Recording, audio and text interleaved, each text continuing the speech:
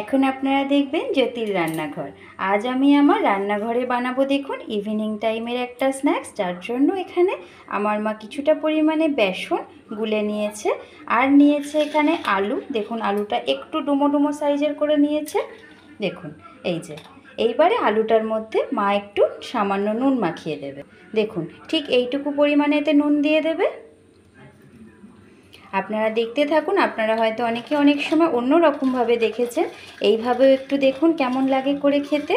এরকমভাবে ঘরে অবশ্যই ট্রাই করবেন। এইবার এই বেসনটার মধ্যে সামান্য পরিমাণে নুন দিয়ে দেবে। এটা একদম সম্পূর্ণ স্বাদ অনুসারে দিতে হবে। এই বেসনটার মধ্যে মা আগের থেকে দেখুন কাঁচা লঙ্কা দেখাই যাচ্ছে, কাঁচা লঙ্কা নুন আর হলুদ দিয়ে রেখেছে। এবার এটা মেখে নিচ্ছে ভালো করে হাতের সাহায্যে। এবার এর মধ্যে আলুগুলো মিশিয়ে দেওয়া হবে একে একে।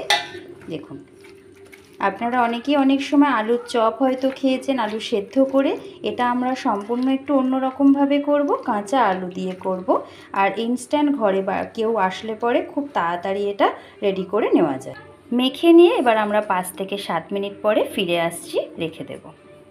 ফিরে এলাম 5 থেকে 7 মিনিট পর। তেলটা আমি আগেই গ্যাসে বসিয়ে দিয়েছি। এটা আমি একদম সাদা তেল বা যেটাকে ভেজিটেবল অয়েল বলা হয় সেটা দিয়ে ভাজবো।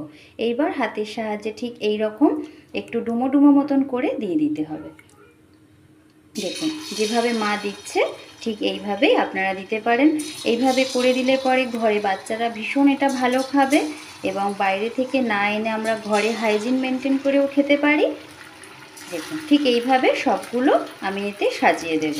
বাচ্চারা খেলে আপনারা অবশ্যই এতে লঙ্কাটা না দেওয়ার চেষ্টা করবেন। দেখুন আমি এইভাবে এখানে আমার মা সাজিয়ে দিয়েছে। এইবারে এটা আমি একটু লালচে লালচে করে ভাজা হওয়া পর্যন্ত অপেক্ষা করব। ফিরে এলাম 5 মিনিট পরে। এবার মা এটা খুন্তির সাহায্যে দেখুন আস্তে আস্তে ঠিক উল্টে দেবে। এইভাবে উল্টাবেন। তারপরে এগুলো সবই একে একে এইভাবে গায়ে লেগে থাকবে না, এগুলো সেপারেটলি ভাগ ভাগ হয়ে যাবে। দেখুন এইভাবে সাজিয়ে দেব। দিয়ে এটা আমি আরও 7 মিনিট মতন ভেজে নেব। যেহেতু কাঁচা আলু দিয়েছি তাই জন্য এটা এর সাথে সেদ্ধ হয়ে যাবে। দেখুন ফিরে এলাম 5 থেকে 7 মিনিট পরে, সবগুলোই খুলে গেছে। দেখুন ঠিক এইভাবে ছড়িয়ে দিয়ে এবার আরেকটু লাল লাল করে মচমচে করে ভেজে এটা তুলে নেওয়া হবে। এটা সন্ধেবেলা আপনারা মুড়ির সাথে, চায়ের সাথে এবং মুখরোচক স্ন্যাক্স হিসেবেও বসে খেতে পারেন। বাচ্চাদেরকে ভেজে মেয়োনিজ সহ বা সস দিয়ে দিলে ওরাও ভীষণ আনন্দ সহকারে খাবে। এবং বাড়িতে লোক আসলে আপনারা ইনস্ট্যান্ট এটা তৈরি করেও দিতে পারবেন, সেদ্ধ করে আলু না দিয়েও।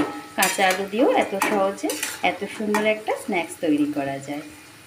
আপনারা অনেকেই অনেক দূর দূর থেকে আমার ভিডিও দেখেন, যা আমার ভীষণ ভালো লাগে এবং আমাকে নতুন রান্না করতে উৎসাহিত করে। আশা করব আমাকে আপনারা একটু লাইক, সাপোর্ট এবং সাবস্ক্রাইব করে আমার পাশে থাকবেন এবং আমাকে এগিয়ে যেতে একটু সাহায্য করবেন। এইবারে আমি এটা গ্যাসের ফ্লেম অফ করে তুলে নেব। দেখুন গ্যাসের ফ্লেমটা হাই করে মা এই সময় তুলছে, তাহলে পরে তেলটা ওঠে না। যদি গ্যাসের ফ্লেম কমিয়ে তোলা হয় তাহলে এর সাথে সাথে তেলটাও উঠে আসবে। দেখুন কিভাবে তোলা হচ্ছে। একটু তেলটা সামান্যভাবে ঝরিয়ে নিয়ে আস্তে আস্তে প্লেটে তুলে নেওয়া হবে। দেখুন রেডি হয়ে গেছে। বড়াগুলো কত মচমচে হয়েছে দেখুন। দেখুন কত সুন্দরও হয়েছে। মা দেখুন ঘষেও দেখিয়ে দিচ্ছে। আপনাদের আশা করি আমার ভিডিওটি ভীষণ ভালো লেগেছে। আপনারা এতক্ষণ ধরে দেখলেন জ্যোতির রান্নাঘর। আশা করি আপনারা আমার পাশে থাকবেন, আমাকে একটু লাইক, সাপোর্ট অ্যান্ড সাবস্ক্রাইব করবেন এবং এগিয়ে যেতে সাহায্য করবেন। আর ভগবানের কাছে প্রার্থনা করব আপনারা সকলেই ভালো থাকবেন এবং সুস্থ থাকবেন। আপনাদের সকলকে আমার তরফ থেকে অসংখ্য ধন্যবাদ।